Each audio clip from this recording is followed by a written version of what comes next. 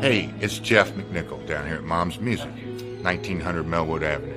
I was just thinking, when I was a kid, the magic was at Frankfort Avenue, the Mom's Music at Frankfort Avenue, and I used to beg people to get a ride down there just to hang out with the guys and see all the cool gear. Now that I'm the owner of this store, it's like a dream come true. We're recreating the magic with the vibe that we used to have at the old store. We're carrying all the gear that you're going to possibly want. We're giving you the outstanding service and personal attention that you deserve.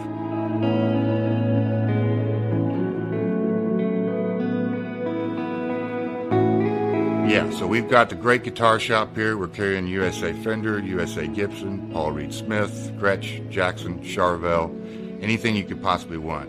We're going to have it for you. Mom's is and always will be Louisville's music store.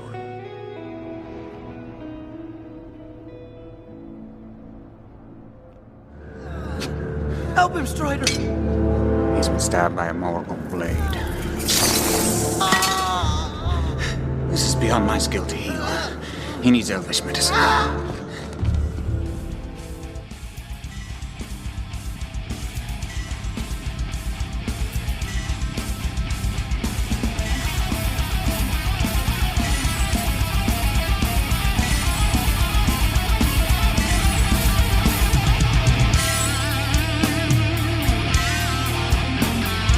Thank you for tuning into the Metal Forge. I am Mark Jackson and I'm your host. The premise of the show is pretty simple. Awesome interviews and awesome music.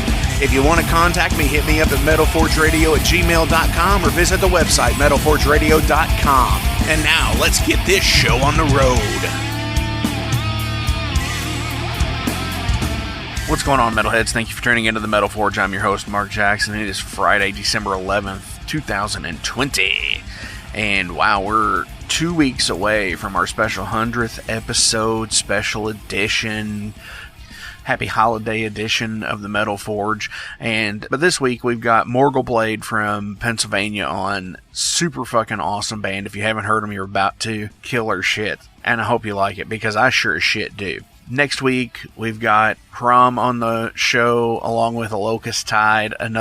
One band is from Calgary, Alberta. The other band's from the Louisville, Kentucky area, where I did some guest vocals on the spot. So we're going to get into that next week. Then, hopefully for the 100th episode, we're going to have this big, awesome special guest on there. Hopefully everything works out. Never say never or some shit like that, I guess. But anyways, so how y'all doing? You doing okay? You're making it through, various states of lockdown and shit like that, I hope, because it's hard out there. But anyways, enough of that depressing bullshit. I do want to thank the Patreon subscribers this week. I know I haven't done this for a while. Mallory, Evan, Sean, Ryan, thank you all so fucking much for contributing what you do on the Patreon page. But it seriously does help. It helps get new cables, helps get everything. And I appreciate every last one of you who do that. So if you do want to donate to the Patreon page, it's patreon.com/metalforgeradio. We got a couple of tiers on there. You'll hear the commercial again in the show somewhere. On top of that, if you look in the description below where I post links to everything, there is also a contribution link through Anchor. You can, you don't have to do it, but it'd be nice if you did. You can click directly on there, and it's a monthly kind of deal where I think it's 99 cents a month, $4.99 and $9.99, something like that. I haven't really researched it, but there is a contribution link there, as well as links to all of our sponsors: Mom's Music, Maxwell's House of Music, Tattoo Charlie's, Kentucky Hot Brown Pedalboards, and the Wrestling Steve Show. Those people make this show possible, along with you listening. Without you all listening, I wouldn't have a show. And thank you all so much. And thank the sponsors. Go out, get your gift certificates for your people at Tattoo Charlie's. Get them at Maxwell's House of Music. Get them at Mom's Music. Get them at Kentucky Hot Brown Pedalboards. And listen to the catalog of the Metal Forge and the back catalog and new episodes of the Wrestling Steve Show while you're doing it. But anyways, I'm going to get into some Morgulbladehm here. If you like some Lord of the Rings stylized fantastical lyrics and really heavy music, you're going to love this band because they're fucking awesome. So from the Harbingers of Power and the World's End, this is the first track, Fog of War, Sons of the Night.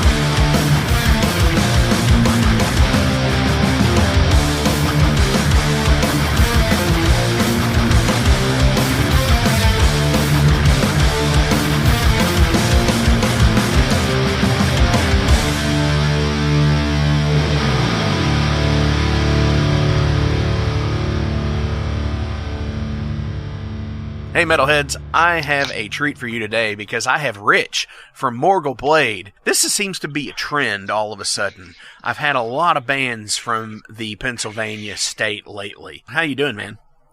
Hey man, I'm good. Sitting outside of the studio with a beer in my hand, doing some cleanup shit today. Hey, you're working. You're not supposed to be drinking while at work. Oh wait, it's music, man. Who gives a shit, right? Yeah, my beer intake has increased tenfold since the beginning of this recording process. So I have to do a nice detox after the fact, you know. Nah, come on. No, I know. Let's be real. Let's be real. You know, that is always an interesting thing to me about the recording process because, you know, I say this till I'm blue in the face here. I'm a musician as well, and I always love going in to record a new thing, and I hate it at the same time. Yeah. Oh, dude. Yeah. Yeah, man. Listen, I've been sitting on these songs, well, at least half of these songs for a long time, and played them over my head over and over again, and you know, listened to demos that we've cut in bedrooms and shit, and all that kind of stuff, and Now we're actually like going in and like really fucking dissecting them, going measure by measure almost, and just going in and getting everything and making it big sounding and making it clear, and nice and crisp. And it's funny because like I think I was going to be excited to listen to these when they're done. I don't know if I ever want to hear these songs ever again, to be honest. But definitely, and it I'm makes sure it that'll to the point. subside. That'll subside. But it's as of right now, I'm just like, oh my god. But I think everybody's going to like it. It's just I'm self-critical. I understand that. It's one of those things where it's like with no shows, you don't have the outlet to do these. You're doing all the practice. Yeah, yep. And then that's really accurate. Actually, it's a really good way of putting it. We actually have not played a show as a band yet because initially when this started, I was playing drums and guitar for it. It was just going to be a project, release a couple things, and we did the EP that everybody knows and released it, and all of a sudden we were like, oh shit, people actually like this, like what the fuck, holy crap. We had no idea it was gonna be heard in fucking Germany or fucking we sold a tape to China. We never thought that shit was gonna happen. So all of a sudden we're like, oh fuck, maybe we should try to do something here. And finally, I recruited a drummer so I could just concentrate on songwriting and lyrics and everything, as you were. And all of a sudden we have a drummer, and I was like, okay. And that was February. So when the world got fucked, went to shit in fucking mid-March, we had only been practicing at that point for like, with a full band for about a month and a half, not even. So we couldn't really even get to the point where we felt comfortable. But that being said, we took this time and just fucking honed and chiseled and just got these songs down to a science. And so it was kind of a blessing in a way, blessing in disguise. So that kind of gives me the impression that you're all from the same area.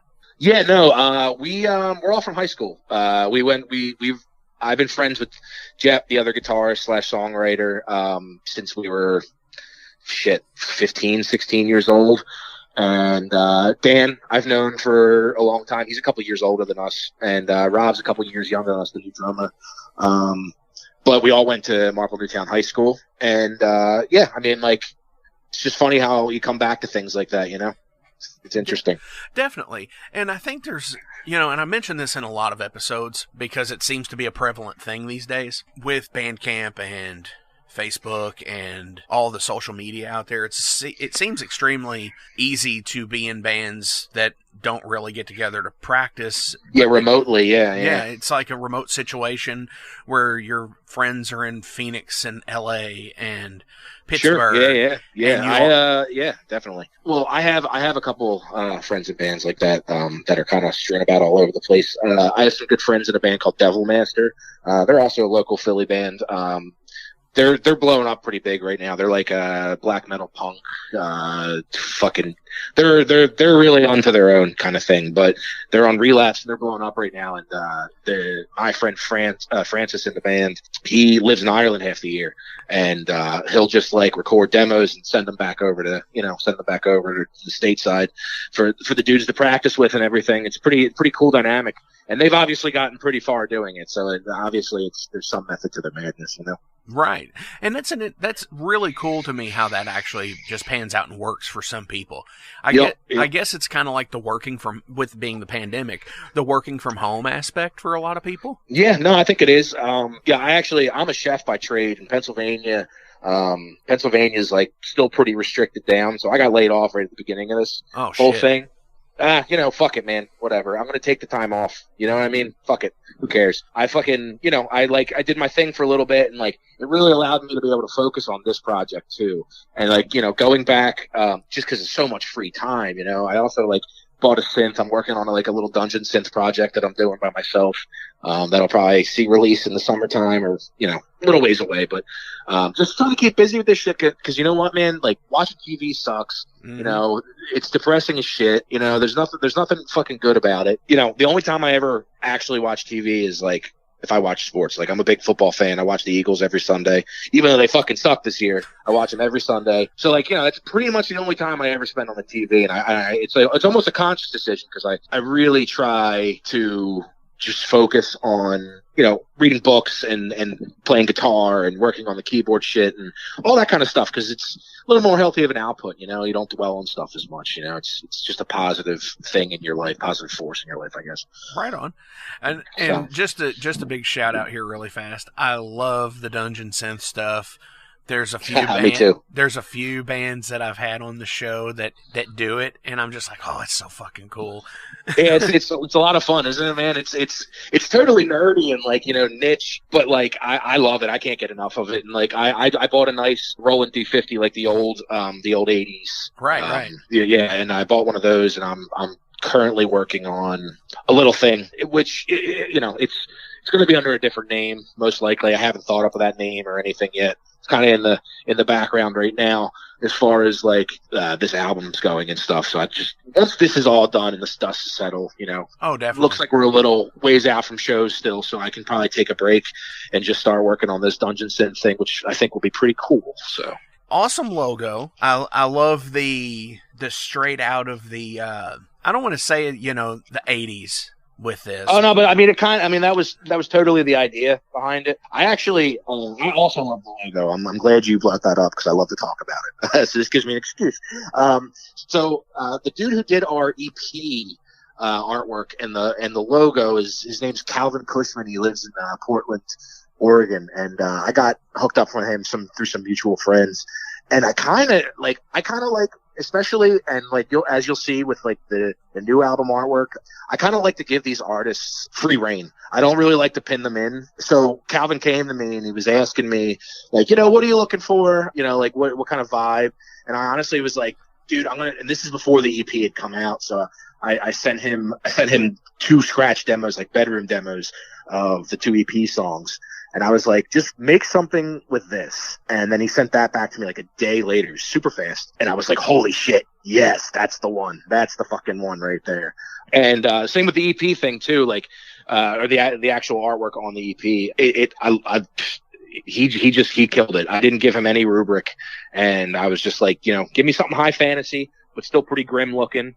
And basically the same thing with the logo, and he smashed it. So I'm very, very happy with those. Definitely, I'm a huge fan of the color green. Yeah, just the vividness and like the range of green that is on that cover is so it's like it's awesome. Very cool, right? It's verdant, I believe would be the word for it. Like yeah, absolutely. Yeah, it's very vibrant. It's very cool. It's actually it's cool that you picked up on that because.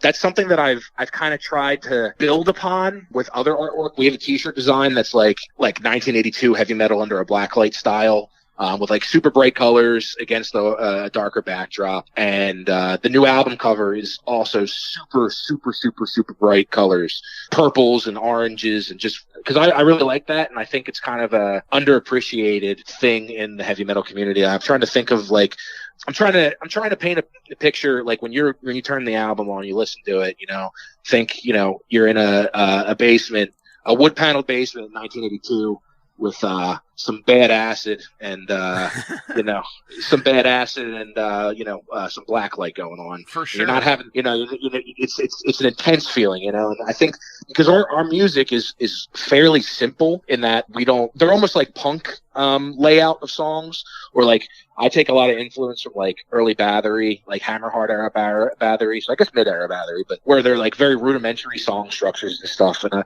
I think less is more in that approach a lot of the time, and that I think I'm trying to think of the word, but yeah, basically less is more. And I just think that these album covers, you know, they're bright, and I'm trying to take you to a place when you put the album on. You know what I mean? So right. I'm not as interested in technical prowess, because I myself am not the best guitar player, and like Jeff, who plays the other guitarists, he's much better than me. But you know, we try to keep them bare bones to a certain extent, at least as far as structure wise, because I want you to be able to concentrate on the journey itself rather than, oh, look at that little hammer on he did there. Like it's more to me about like the grand scheme. Yeah, an immersive experience, exactly. So the art and the T-shirts, it all kind of goes into one dimension with that, if that makes sense. Definitely. Absolutely makes sense. Shit, we're having such a good conversation. It kind of sucks to take a break right now, but we got to do it. Be right back. Since 1973, Tattoo Charlie's has been an established body modification studio in Kentucky, featuring world-renowned artists and piercers, currently with locations on Preston Highway and in Lexington, a staple point in the tattoo community. Learn more at tattoocharlies.com. Set up your appointment today at 7904 Preston Highway. Our tattoos are done while you wait. Hey, it's Mark Maxwell at Maxwell's House of Music. Listen, all this stuff is now available to purchase on our website. Check it out at maxwellshouseofmusic.com. We carry all the top brands, like Fender. We got Gibson. We also have basses. We've got ukuleles. We got drums. We've got sound gear. We've got keyboards. With the pandemic and everything, you've got to spend a lot of time doing this. Yes, that is very true. How does the muse strike you when it comes to writing music? So, for me, it's not extremely, but it's sporadic, where I'll go into hyperdrive for a couple days, then I'll hibernate for a little while. And when these things get written, like basically all these songs were written at different times, but they were all written more or less in one, afternoon, day or whatever. So like I would go, in April, I'd write one of these, and then, 4 or 5 weeks later, okay, boom, here's another one. And then boom, here's another one. And here's the same thing with that. Like I would just sit down and, as much as I love fantasy lyrics, they're not like introspective in any way. So it's not exactly like the hardest thing to write. You can talk about swords in any manner, fucking dark wizards in any manner. It's going to sound cool. There's no way to not make swords and dark wizards not be cool. This is true. So, yeah, it's just, it's a universal truth. So for me, where the lyrics come from is, I've been working on my own little standalone novel for the past like 5 years now. And it's just kind of something that I pick up every once in a while, when I have absolutely nothing else to do. And it's just fun to write. I don't know. It might never see the light of day, but it's just something to world build into and just get some creative drive out to. And it's cool.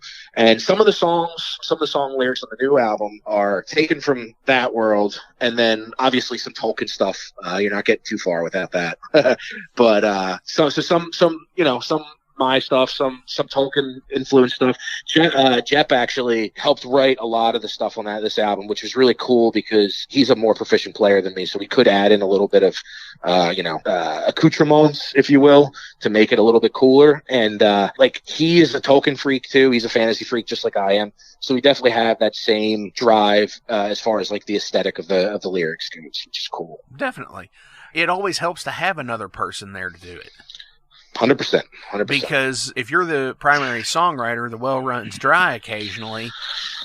And you need that. Yeah. And then burnout ensues. Yep. And then frustration and, whatever else. So, yeah, I think with him, like, we didn't really collaborate on stuff as much as, like, there's a couple tracks on the new album that are just him. You know what I mean? So like I would go, because we were demoing everything in his room at his house, where he's got like a little mini like crap studio, and it's cool. It gets the job done. In if you listen to the Bandcamp demos, not the EP songs, but the 2 demos off the new album, they're recorded in Jason's bedroom, and it's me, him, and we just track it out. And we play all the instruments on it, and then we'll bring everybody in to do vocals and stuff afterwards.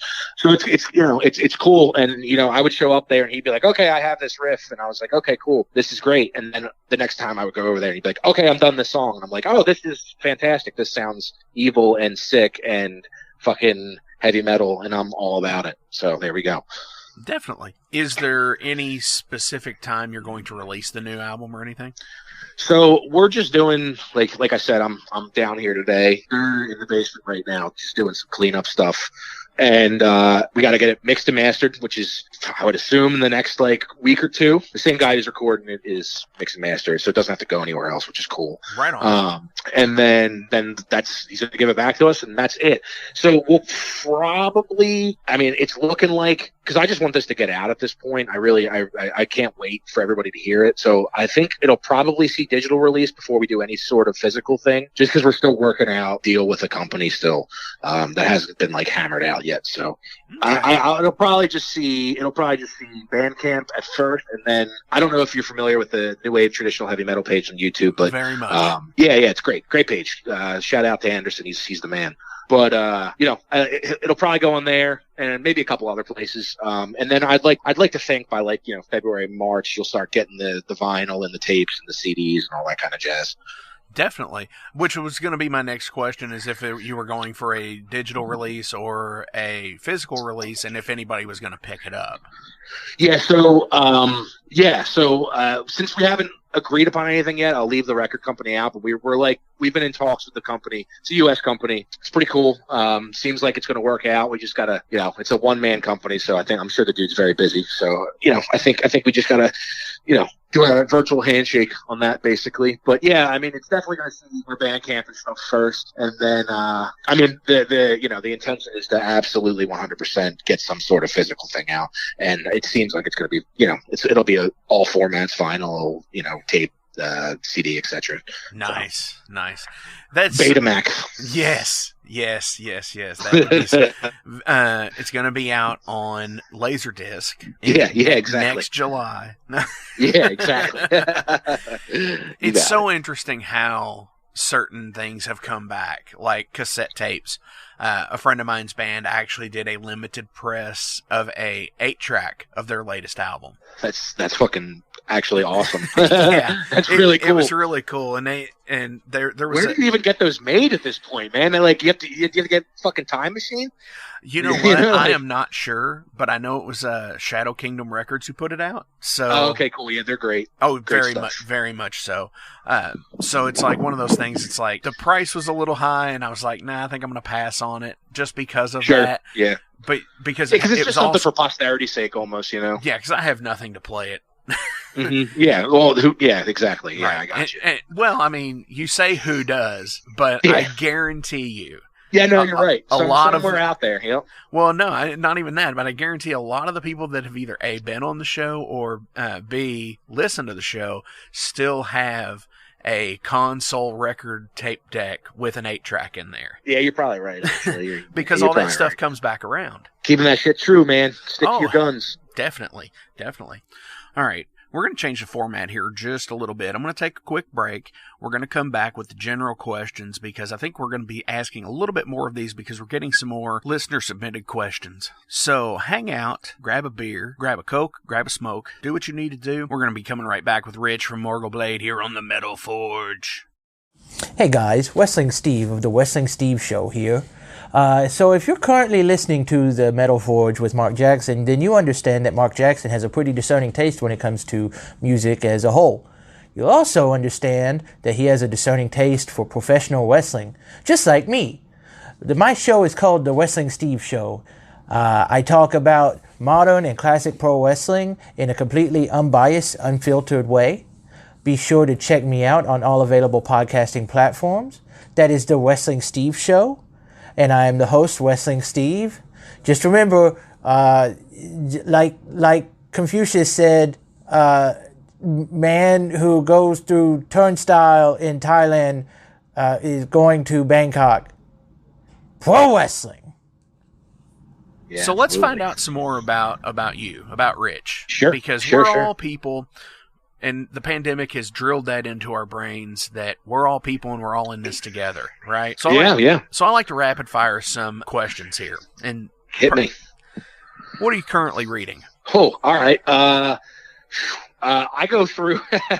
That's a loaded question, my friend. I go through novels fucking way too fast, faster than I'm comfortable to admit, to be honest. So, right now I'm reading the Stormlight Archives, Brandon Sanderson. It's high fantasy set in like a weird desert world with like horrible storms, and the whole ecosystem shaped around how awful these storms are, and the world building into it is just fucking outrageous. The dude's a psycho genius. Brandon Sanderson, if anybody's familiar, is the guy who finished Robert Jordan's Wheel of Time, which is like a famous, from the 90s epic saga of like 14 books that are all 1,000 pages long. And unfortunately, Robert Jordan himself, actually, I think Amazon's making a show about it, or one of those places are. Unfortunately, Robert Jordan didn't live to see the end of his own books. So the guy that I'm reading now actually finished that. And he did a fantastic job, which turned me on to it.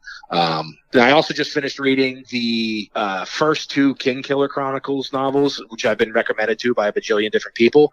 But apparently, and I didn't know this until after the fact, but apparently the second one came out like 11 years ago, and the author said that, the next one will be ready within a year, and he just never put it out. So I think I'm not getting the end of that story, which is pretty unfortunate. There is I can't remember who the guy is, but there is a manga creator that did something extremely similar to that.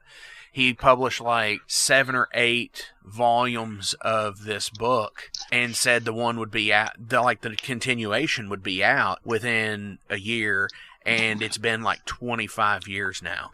yeah, exactly. Yeah. And all these readers are just like, dude, what the fuck, man? Right, like, and the guy, and he's still alive. You're gonna start seeing all these fanfics coming out of people taking it on their own to fucking finish the story the way they want it to be, Definitely. You hit on something a minute ago about this, and I want to talk about it for just a second. Sure. The author did not live to see the end of his series.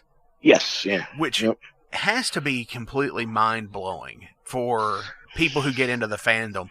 For example, Tolkien didn't really either. No, he did. I mean, Tolkien's son, Christopher. I think he was the one that compiled the Silmarillion, if I'm not mistaken. I think Lost Road and all those are all his works. I could be mistaken on that, but no, he did compile the Silmarillion, and another interesting thing like the Children of Hurin and all of that. Yes, he actually had went through the notes and did the editing on. Which, yeah, it's pretty cool. It's pretty. Shout out to him, man. Definitely, because those books. Though they are laborious, they are worth the read, I think. So. Very much. I definitely believe so. That's probably the stories in the Silmarillion and the Children of Hurin are probably my 2 favorite Tolkien. Yeah, and Baron Luthien is like at the very top. Like that's like one of the best Silmarillion. Like that Silmarillion story, one of the best ever. It's him though. It's Tolkien himself. That's why it's pure. Definitely. What is something you've always wanted to do but not coordinated for? Well, it's funny because I actually did do something that I shouldn't do. I am a chef by trade. I'm a beer drinker, so I got a gut on me, and I played soccer. Well, I just turned 30 earlier this year, and I played soccer up until this past August, and dude, I probably should have given that shit up probably 6 or 7 years ago because I broke my ankle on the field, and I like fucked the ankle up too. It was it was not just a break. So like it was probably so to answer your question, I've done it, but I probably should have quit a little bit before before I quit while I was ahead, as it were. Right. What is the worst album by your favorite band? Oh, I love this question. No, because the funny thing is I love bitching about bad albums. I know I don't get off anywhere for it, and I shouldn't do it, but like it's just a guilty pleasure. Let's see. I mean, I have so many fucking favorite bands and so many mediocre albums. I could go with some of the Sabbath releases in the 80s. I could go with that's surprising. No. So hold on. I just don't. I love Headless Cross. I love Tear. They're they don't get enough credit. They're fucking some of the best heavy metal albums of the 80s. I just think I don't love, what's the Deep Purple's singer's name? They sang on the one I'm blanking on it now, but Ian Gillan? Ian Gillan, is that the Born Again album? Yes. Yeah, that's the one. I'm not super hot on that. I don't love that one. He's just got a little bit too much of a Jarl-y voice for me. But that's not to say that Black Sabbath's pretty much my favorite fucking band of all time. So I can't sit here and talk shit on it. But I think every band, once you push, later into their music career, sometimes have a swing and a miss. I think some.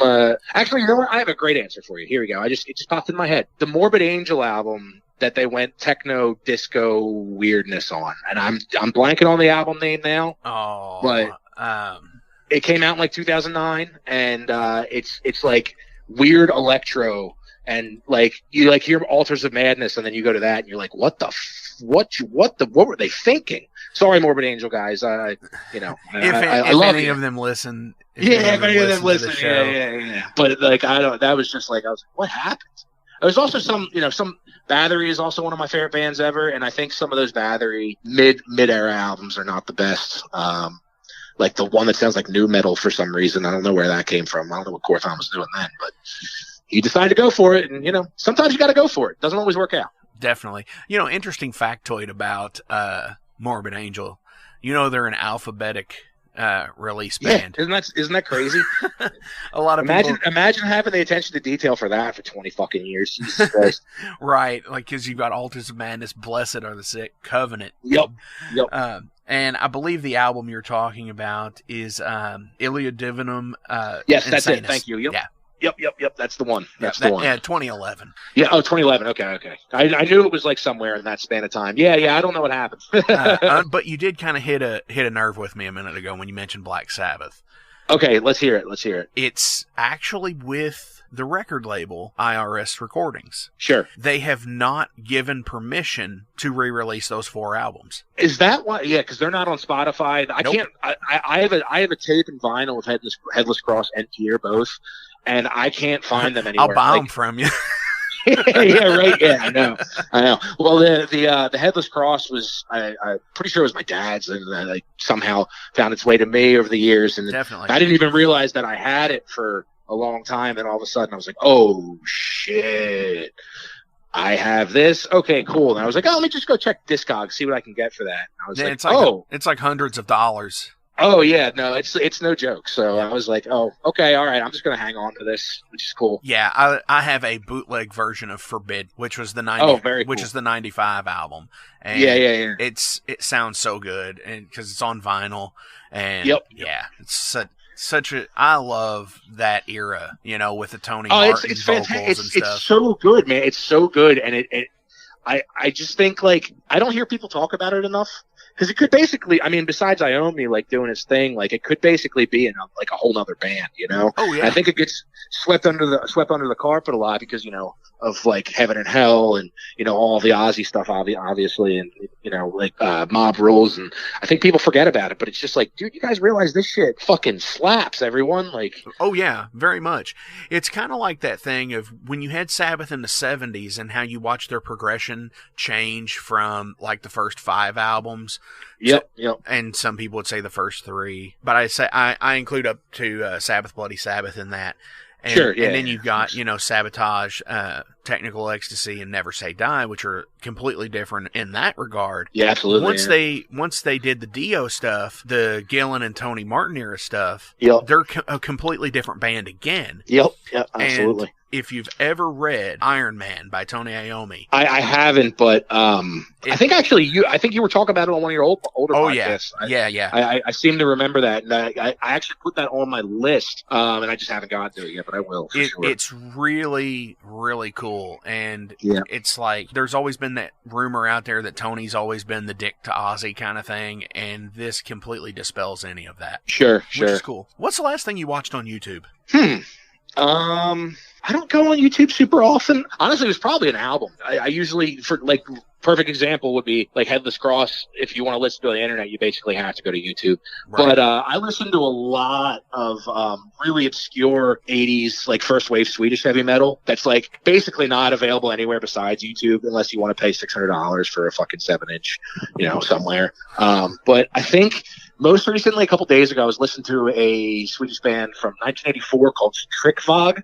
I could totally be butchering that pronunciation, but it's like TRYCKV umlaut AG, and it's fucking phenomenal. It's like fucking fantasy heavy metal from 1984, Swedes like doing it, real buzzsaw riffs, and it's just everything you want. I actually take a huge influence from that era of Swedish heavy metal for a lot of my riff writing. What do you invest too much time into?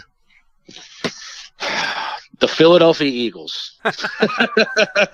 No, honestly, it just the NFL in general, man. I eat that shit up, and I lose so much free time in the autumn and winter because of it. So I can't get enough of it, dude. My Sundays are booked solid. I told out people not to call me. Regular week, I'm crunching stats and shit. I can't get enough of it. I love it. So, modern day barbarianism, man. So are you a fantasy football player too? Yeah. I do all that kind of stuff. Yep. Nice. Yep. Which, and I actually had kind of retired this one question because nobody really was like, I'm a musician. I don't watch sports or anything. Yeah. But it's a very rare breed, man. It doesn't happen very often. What is your most overrated sports team? Fucking Dallas Cowboys. You fucking kidding me? I knew it was either going to be Dallas or New England. I mean, the Patriots, man, like, they did their thing for 20 years. I can't hate on them. Fuck them, obviously, but like, I can't like, that's never going to happen in the NFL again. So they have theirs. They suck now. So like, whatever, it's over. But the fucking Dallas Cowboys, I lose sleep over at night over the Dallas Cowboys. I understand. Rent free in my head, dude. What is your favorite word? Sword. Did you say sword? Oh, sword. Sword. Like a sword. Like as in like the sword. No. No, you could do whatever. Yeah, any of those fantasy words, man. Nazgul's a good one, There is a band from the Louisville, Kentucky area that has a song called Nazgul, and I'm like, this is awesome. Shout out to the guys in Cryptichem for that. Oh hell yeah! We have a song on the new album. It's a non-canon Tolkien story. We basically just it's called The Morgul Blade, the song, and it's basically just about some other poor schlup who isn't as fortunate as Frodo is after being stabbed by the Morgul Blade. He actually bites it and turns into one of the wraiths. So that's pretty cool. Dude, that sounds so awesome. Yeah, it's cool. It's cool. That's a Jep creation. He's and you have that as a demo if you purchase the EP off of Bandcamp. Yep. That's that song. But the actual recording of it, we've put a shitload of harmonies on, and it's that that one's way stripped down compared to the one that you're going to hear on the album. Nice. I'm so excited for the album, actually. Thank you. Me too. Do you believe in the paranormal? Oh, 150 fucking %. Yes, dude. I can't. Do you have 4 more hours so I can tell you? But yeah, no, 100%. I've been to out of like the 10 most haunted places in the country. I've been to 7 or 8 of them. And living in Philadelphia and as old as this town is, we have some pretty spooky shit here ourselves. Definitely. Because it's such an old world town. It's old as shit, man. It's crazy. Like, you don't realize it because a lot of it's pavement, skyscrapers now. But you'll walk down some alleys, and you'll just be like, holy shit! Like, this is cobblestones. This is the same as it's been since 1700. It's fucking badass. Definitely. And, I guess like age is relative when you consider like the how old Europe is or how old parts of Asia are and stuff. But for a relatively young country, I think some parts of Philly have really been preserved pretty nicely. But I've also been to like I just over the summer I took a quick trip down to Savannah, Georgia for a couple days. First time I'd ever been there, and that city's literally preserved from the Civil War, and like it's considered like the most haunted city in America, basically. So we just did like shitload of ghost tours and stuff for a couple days, going to some really, really spooky locales. Hell yeah. That's awesome. When I was on vacation earlier this year as well, Colonial Williamsburg. Oh yeah, I've been there. It's great. Yeah, and it's, the preservation. A lot of the people live in those houses now, and some of them are private residents, but like they've been left intact. Pennsylvania does this thing where if you buy a historic home that's on the market and you move into it, the Historical Society of that county will pay you to live there or pay part of your mortgage, whatever, to live there and just not make any changes to it, really? Which is pretty cool.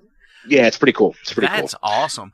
That's kind of like the P or NFD up in like Alaska, I guess, where it's yeah. It's about like the preserving the integrity of a situation or whatever. Definitely, that's kind of cool, actually. Yeah, it's really cool. I live in a town called Ardmore right now, but me and my girlfriend's next move is probably going to be out into Chester County, which is like, bordering Philadelphia County, but it's like all farmland and stuff, and all the houses are old as shit and badass and fucking probably haunted, and I love it. Definitely. What food can you not stand? Oh man, well, I'm a chef, so I am not the pickiest eater in the world, but I really fucking hate celery, dude. I really hate celery. I know that's such a weird, random thing, but my girlfriend loves it, and like if she's a vegetarian, and like if I order a plate of wings or whatever, it usually comes with carrots, celery, blue cheese or whatever, and she'll take the celery off my plate and like chew it in front of me, and it like gives me goosebumps. That's how much I hate it. It's like it makes me nauseous. I'm not a fan of celery at all. It's stringy water. Yeah, exactly, man. It's all and like it's literally like a nails on the chalkboard thing to me. I don't know what it is. I don't know where it came from, but I've been like that since I was a little kid. Definitely. All right, so I got a few more questions, but let's take a quick break and come back to those. Hey everybody, thank you for tuning into the Metal Forge this week. I really appreciate every last one of you that listens. But before I go any further, I do want to tell you that we do have a Patreon page here. And there's 3 tiers. There's the down and dirty dollar tier. It's just $1. Hey, you're not going to miss $1. Nobody does. Then there's the $5 showstoppers tier, which you get a patch, stickers, whatever we have that's in that price range. And then there's the $20 a month master, where you can get a t-shirt, any size, any color of the Metal Forge logo. Fuck yeah, that's awesome stuff. Oh, and by the way, if you donate on there, guess what? You get the show 2 days in advance from everybody else. Thank you all so much. It's patreon.com/metalforgeradio. Check it out and donate today. I love you guys. Thank you. What's your favorite color? Black. I actually really like color combinations. I like very vastly contrasting colors, like shoved together, like purple and orange shoved together next to each other, or green. Like I'm weird like that. But definitely black. I mean, my whole wardrobe is black, and you're I in like a metal band, of course. Yeah. It's not the first time you heard that on this podcast, I'm sure, my friend. But it's cool. I have some white t-shirts too thrown in there. Definitely. Coolest answer I think I got on that was a light black. Yeah, which is like a charcoal gray. Yep. Yeah, charcoal's really cool. Definitely. I'm actually wearing charcoal jeans right now, so I don't know if you can see through the phone, but nice. As am I. Nice, very nice, very nice. Jean Brothers. Definitely. Who do you wish you never saw live? Oh man, damn, what band has just been awful? This is going back a couple years, but I used to work for a brewery called Tired Hands Brewing Company, and they're pretty big, and they do like the heavy metal brewery type thing, which is cool. And I was running the kitchen there for a little while, and I had to cook. They had an anniversary show, which they sold out. We sold out a venue called the Union Transfer in Philly, and it's a really nice venue. It's a mid-sized venue, probably about 1,000 people or so. But they had Baroness, Pallbearer, and Nothing coming in play. Baroness, sorry if John Dyer Bays is listening to this, but they sounded really, really bad that night. And I was like, I really love their first 2 albums. And they played most of the songs from that, and it was like, I don't know if the mix was off or whatever, or it was just a bad night, but it was rough. It was fucking rough. But that's not like a thing where you would never go see them again. No, I'd probably give them another chance. I don't love their new music as much as their old stuff, but if they were doing like an older tour, I would definitely go see them for sure. Understandable. For sure. Another one is, I'm sorry, I saw there's a venue at the top of my street where I live called the Ardmore Music Hall, and it's a smaller venue, and you get some mid-level names coming through there. Like I saw Yngwie there one time, and Uli John Roth from the Scorpions came and played, did a guitar set there, and he was, that might just be the venue's fault, but that was also like a very disappointing experience. See, and it's people like that like you would want to sit there and be like, wow, this is so cool. No, yeah, exactly, 100%, yep. And then all of a sudden, it's just like, what? Yeah, and I mean, I actually saw like some of these older bands that I've seen, like they still got it, man. Like I saw Maiden when they came through Philly a couple of years ago, and I was like blown the fuck away. I couldn't believe that was the first time I'd ever seen them. Can't be touched, dude. They're getting up there in years, and dude, the energy and everything, they were fucking incredible. When I saw Judas Priest when they came through Philly a year or two ago, that they were fucking incredible. Rob still got it. He still kills it, man. It's cool. It's really refreshing to see these old dudes just grinding it out and getting it done, you know? Definitely.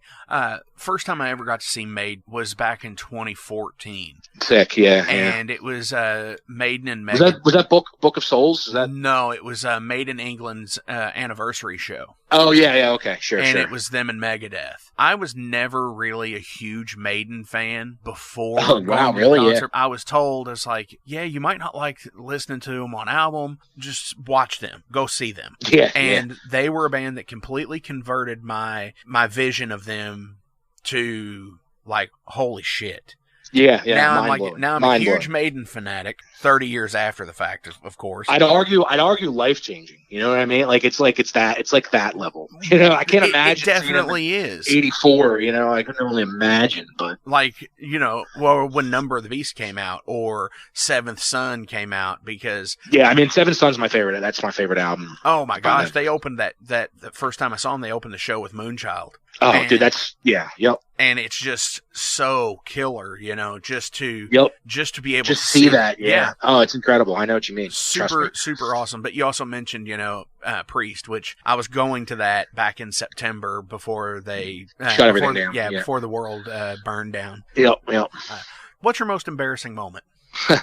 Well, my old band, me and Dan, the bassist / like Christopher Lee S vocals and Morgul Blade, we played in a doom metal band before we were in Morgul Blade, before we started this, called Mota, and it was like just like a stoner doom band, and it was fun for what it was. Played a couple local shows, did a small tour, but we played a show in Kingston, New York, and I went to, there's a brewery right down the street from it. It's like one of the best breweries in the country, and I'm a huge beer, like I just love beer. I love the act of beer. Everything about beer is great, and of course I hit that place up, but I hit it up a little too hard. And I got like pretty schwasty, but it was one of those drunks where you were like, I'm fine. And then all of a sudden you get on stage and you're like, oh, fuck, dude. And like, you're looking at a crowd of people and you're just like, oh, this is going to be something else. And then, and then we played a set, and oddly enough, it was recorded for YouTube. And I went back and watched it later, and I like turned it off 2 minutes through because I was like, because I thought it was bad, but I had no idea that it was that fucking bad. Right. So, but we've all had one of those, right? We all get the mulligan. Definitely. I think it was the being at the bar right after I turned 21 and playing the show, and they were like, you can't drink at shows anymore.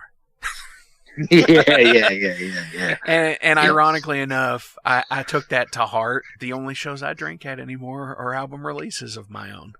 Cool. Yeah. I mean, I tend to err now. Since then, I've tend to err on the side of sobriety for live stuff. A couple beers here and there, maybe a joint or something. But nothing to where I was like rock star when I was younger. I can't do that shit anymore. Definitely, I get it. Before we ask the last question, how do people get a hold of you to purchase the EP, to say, hey, keep up the good fucking work, looking forward to it, and possible pre-orders for the new album? Yeah, so that's all going to be on the pre-orders and stuff. That's all going to be on the Bandcamp when it's ready to go. I respond to Bandcamp. I respond mostly to the Instagram, as I'm sure you can attest to. I handle most PR stuff within the band. So the Facebook's cool too. I don't see that as often. Instagram's definitely the best.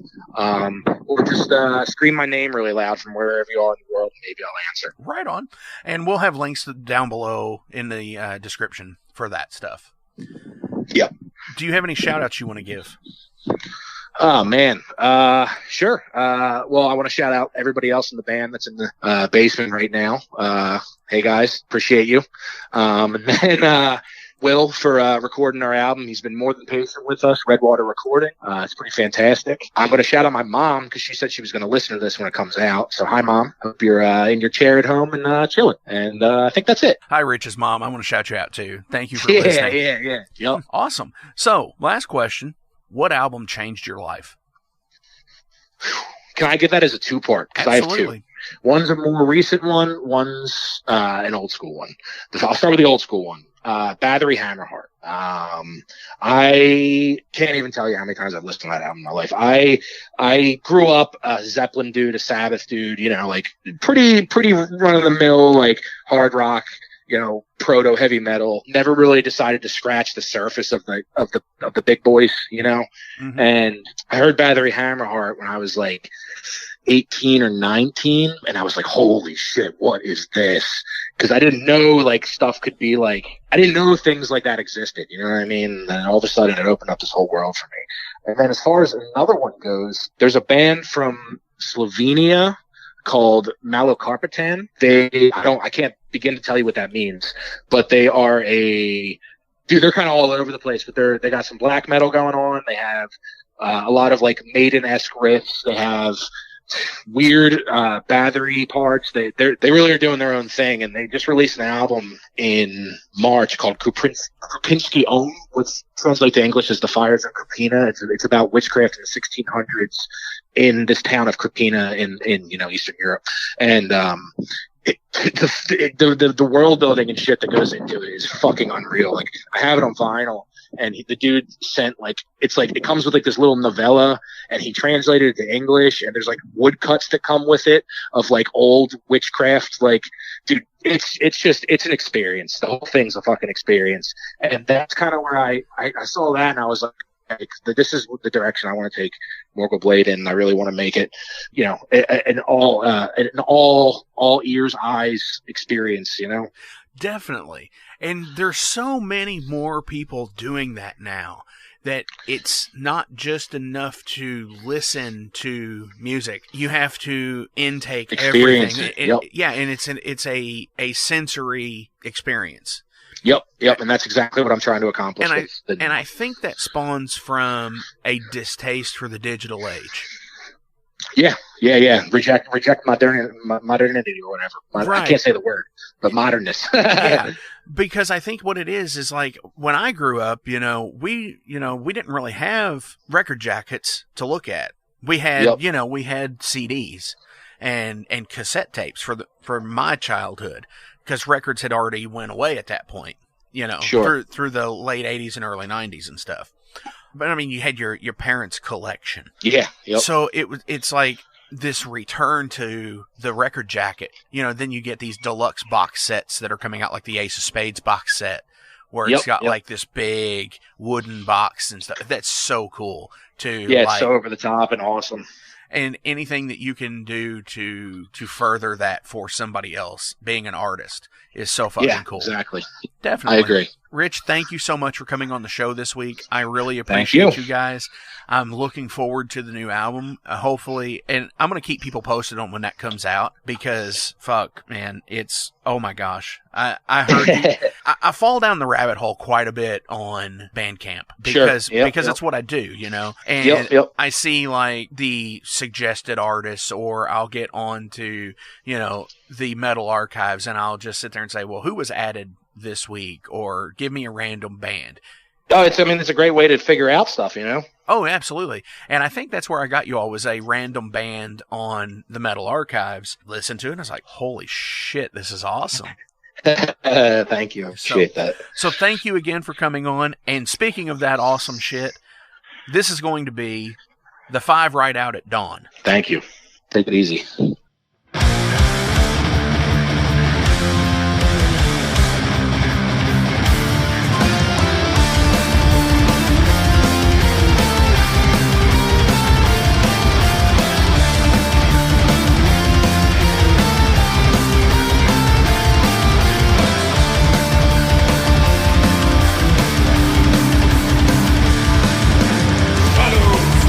Across the land, where spur a horse in his horn.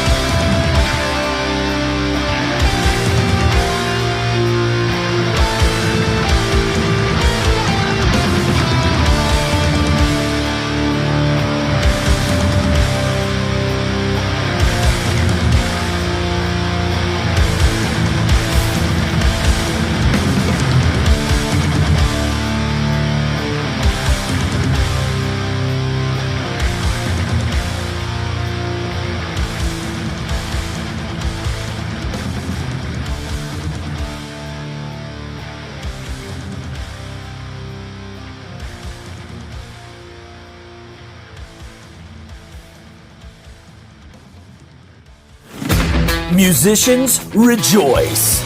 Confused with all the modern and technical pedalboard selections? Look no further.